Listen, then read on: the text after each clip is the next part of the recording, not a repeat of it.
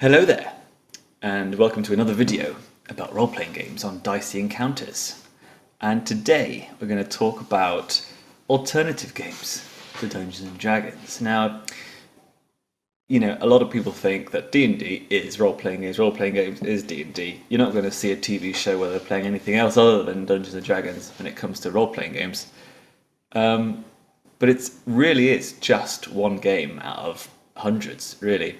And you may actually not be a fan of D&D if you try something else. And you may actually, find out that you prefer something else. Maybe D&D is not the kind of game for you. Maybe it is.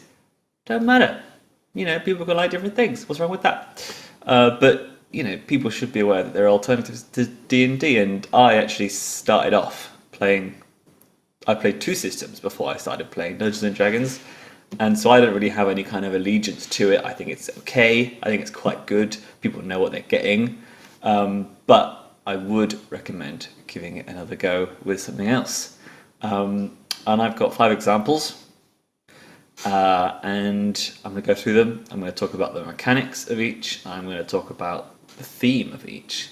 And why maybe they might be better than Dungeons and Dragons. Maybe for your group, maybe for a future group. And why you should maybe look into them. So the first game on my list of alternative games is Star Wars. This is Final Fantasy Flight Games. There you go. Star Wars role-playing game. There was another one, I think like a D20 one, like a D&D one, but I've never played that. But this one is the newer one, and it has 3 different games. It is the Force and Destiny, which is the Jedi and the Force user one. It has Age of Rebellion, which is the Rebellion soldiery one, and it has it's called Edge of Empire. And you can mix all these systems together, all these games together, I should say. But the reason why it's quite good is that everyone knows what Star Wars is. Like, everyone knows what Tatooine is, everyone knows what a smuggler is, everyone knows what a Jedi is, a bounty hunter. Like, you don't have to go very far for people to imagine what that's like to play. And, if someone hasn't played a role-playing game before, and you can just say, well, you get to be Lando, or you get to be Princess Leia, or you get to be Admiral Akbar, which you can. And that's way easier to get buy-in on that. And it's way easier for them to jump in. And they don't have to be like some amazing, unique character. They can just be Chewbacca if they want to. And, they will probably want to. The mechanics are pretty cool. It's a dice pool system, which means that you get lots of dice that you roll together. And then the dice pool will tell you if you succeeded or failed, as well as if there's any kind of advantages and disadvantages to what you did. Which is quite cool, actually, because it creates these moments where there's something unexpected happens. And as a DM, you always feel like a bit of a dick for being like, okay, you shot that guy, but you also hit the thing behind him which set off the alarm. Sorry. But in the dice pool, it will have, you will say, oh, I succeeded, but I had 3 disadvantages. So you can do that kind of stuff, that kind of interesting stuff, raise the stakes. Or if they do a completely amazing, brilliant roll, then they can not only shoot the guy, but they shot the alarm, which deactivated the alarm, or locked the door, or whatever it is. Typical Star Warsy stuff. So dice pools are really, really good. And it also means that you can talk to the player when they've rolled their dice pool. So you can look at it as with them as well, and you can say, well, what about this? Do you think this thing could happen? What do you think about that? Do you think your character would do this? And you come up with your own Star Warsy moments. And not to mention that all of the published adventures are really good. They have 3 starter sets for each of these core settings. So they're really, really good for one-shots if you just want to do a one-shot in between D&D sessions, which is pretty cool.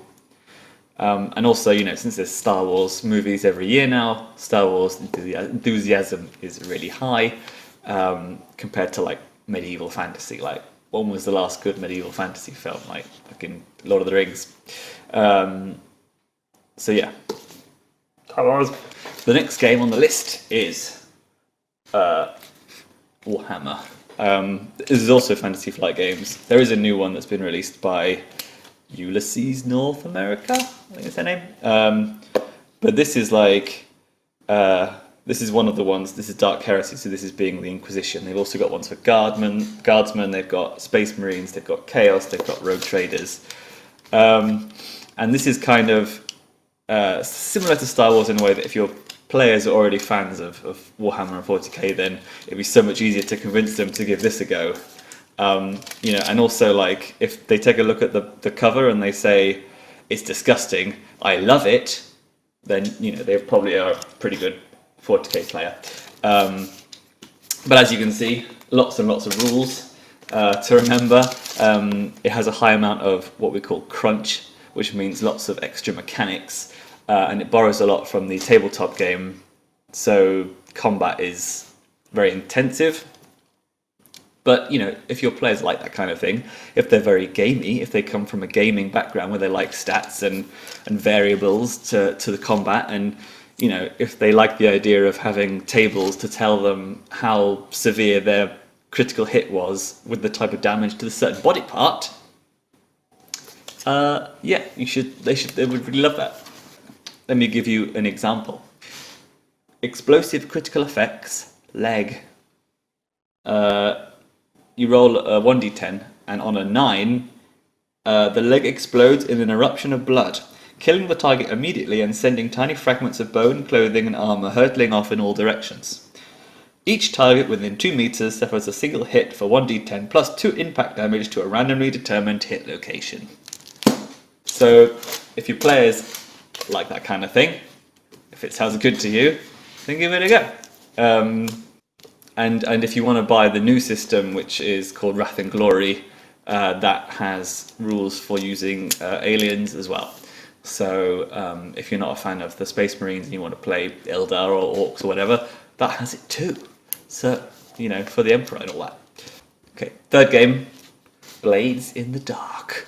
This was kickstarted. I was the backer of this. It's made by a game designer called John Harper, who's really, really good.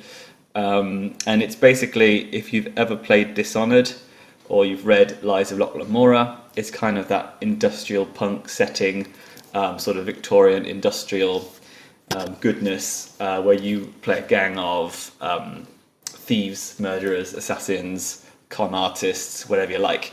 And the goal of the game is the players are a gang and they want to just get more and more powerful.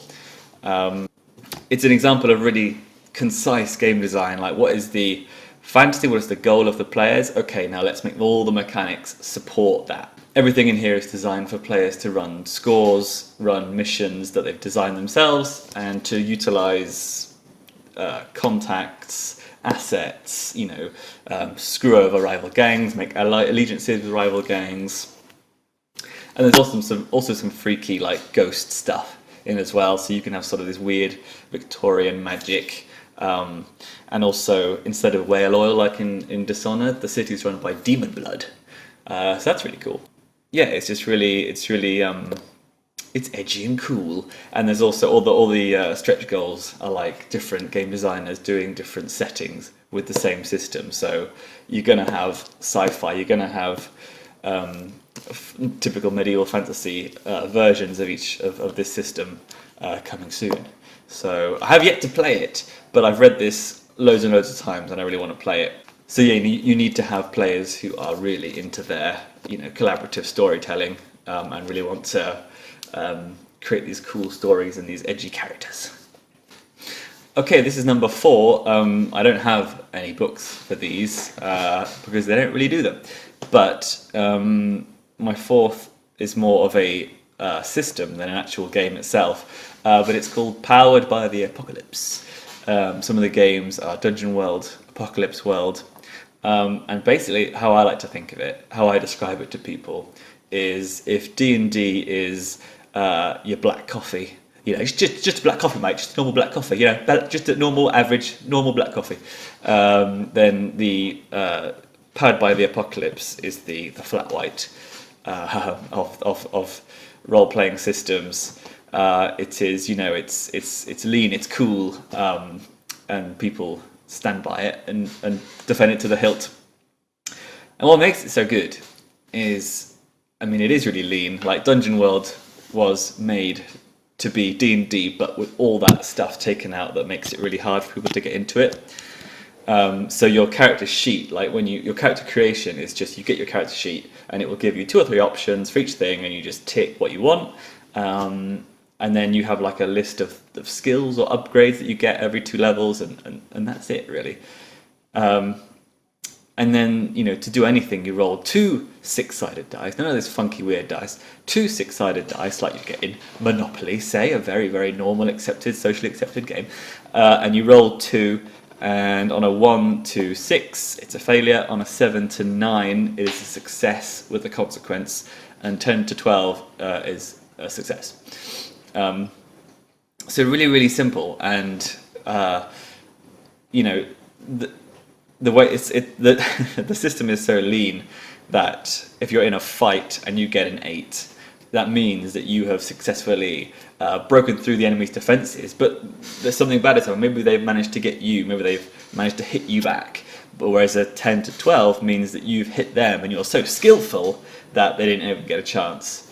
And not to mention the whole DM side, the whole stuff underneath the hood, especially in Dungeon World, is so well filled out. Like I talked about fronts in my last video, in the DM's starting a campaign tips video, and all that stuff is really, really good. So the DM has all these tools available to help them create this awesome campaign, and the players have this perfect mechanics that allow them to really do what they need to be doing.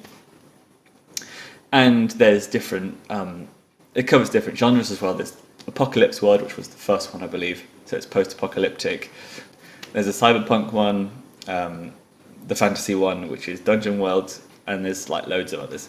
So if you want to play something which is very light, and you want to get people in straight away, and if you're not too bothered about crunchy, rule-heavy stuff, then maybe give that a go.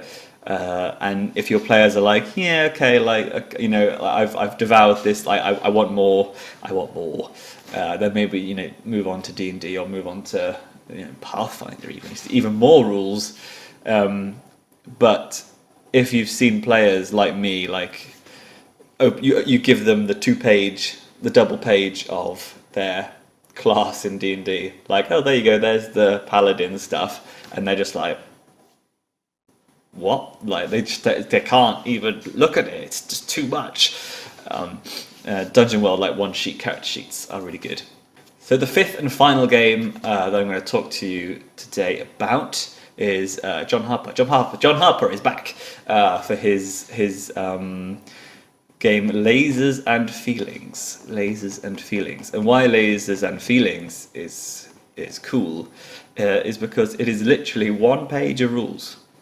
I think it was done in a competition for the best 1-page rule RPG, and it's kind of mind-blowing that a whole game can be on 1 page, especially if you look at those rule books there, like how big they are.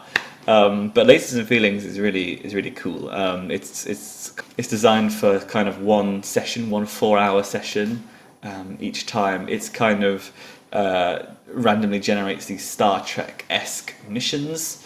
So each time you play, you roll and you find out what the aim of your mission is, and what the bad guy is and what the bad guy wants.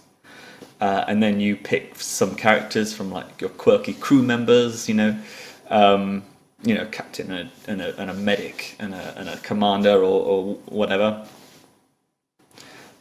And then you basically just go on your little Star Trek adventure, and all the mechanics is you can roll for lasers or feelings. You can roll for your technical, logical prowess, or you can roll for like a emotionally intelligent feelings roll, and that's really about it. So I mean, this is the perfect kind of little one shot that you can run. Like if a player is missing from your group, or maybe you're like don't have your stuff with you, maybe you're all in a different location, maybe you just want to play, just want to role play, man, just want to role play, or maybe there's people who haven't tried it before and a bit, you can just get this one page, stick it in the middle of the table, and then you can just have a laugh and get drunk and put on silly voices and be Captain Kirk and all that goodness. Okay, so that was my 5 alternatives to Dungeons and Dragons, and it's by no means an exhaustive list. These are just the ones that I've played and heard about and read, and that I, would personally choose over D&D sometimes. Not all the time, sometimes. And if you're looking for a change of campaign, if you're looking for something fresh, if your players are a bit or if they're just not really into the whole medieval fantasy thing, like I said, I was 10 years old when Lord of the Rings came out in the cinema, and I haven't seen any good medieval fantasy since. So there's a lot more sci-fi goodness coming out. There's Star Trek and Star Wars and Warhammer. I'm a big Warhammer fan, so I gravitate towards chain swords and bolt guns and spaceships more so than magic and swords. And maybe you do as well. And nothing wrong with that. There's tons of loads. There's loads more that I could suggest, but these are my ones that I've suggested that I recommend from past experience. And if you want to see Star Wars and Dark Heresy in action, check out the videos on this channel. Warning, it was like 4 years ago, so I can't watch them anymore, I'm too embarrassed, but you can give them a go, I guess. So have a look at those if you're interested. I will link in the description let's plays of the other systems as well. Like I know they're really good. Laser and Feelings one, there's a really good Powered by the Apocalypse stuff as well, and Blades in the Dark stuff, so you can check those out too. So that's all from me. And if you want to check out the written version of this, you can go ahead and do so on diceencounters.com. And that's it from my video this week. Tune in next week, where I will talk more about role-playing games on a topic I have not yet decided. Ta-ta. Fuck's sake. If you want to check out my last video, which was about getting started in a great campaign, if you're going to start running one of these, then you may as well. And tune in next week, where I will have another video about role-playing games on a topic that has yet to be decided. See you then.